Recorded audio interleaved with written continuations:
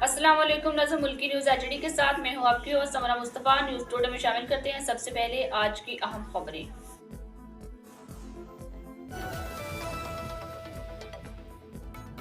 दहशतगर्दी के खिलाफ जंग में फैसला कुन हिकमत अमली। पार्लिमान की कौमी सलामती कमेटी का इजलास बुलाने का फैसला। इजलास में तमाम पार्लिमानी जमातों के लीडर्स को दावत दी जाएगी।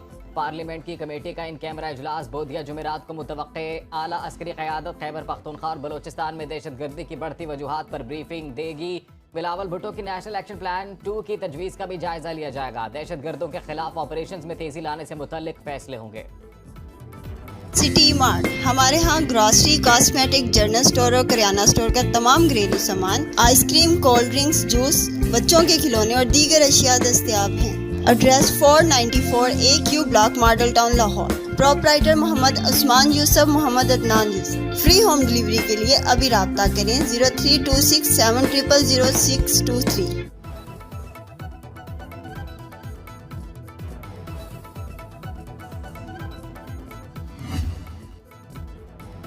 राना सनाउल्लाह, वज़ीर आज़म के मुशीर ने भारतीय खुफिया एजेंसी रॉ को दहशतगर्दों की मां करार दे दिया। कहते हैं कोई शक नहीं दहशतगर्दी में रॉ का हाथ है।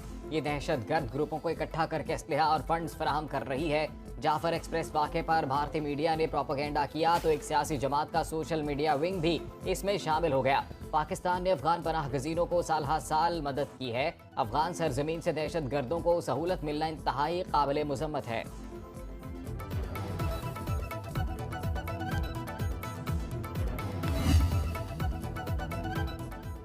वज़ीर दिफा ख्वाजा आसिफ का कहना है कालादम BLA के ताने बाने भारत से मिलते हैं। अफगानिस्तान में दहशतगर्द तंजीमें परवान चढ़ रही हैं। अफगान सरजमीन से दहशतगर्दों की सहूलतकारी बंद होनी चाहिए। मजीद बोले कि सिक्योरिटी फोर्सेस ने जाफर एक्सप्रेस वाक़े में कामयाब ऑपरेशन से अमन दुश्मनों को अंजाम तक पहुंचाया। वज़ीर आज़म ने APC बुलाई है जिसकी कामयाबी का पूरा यकीन है।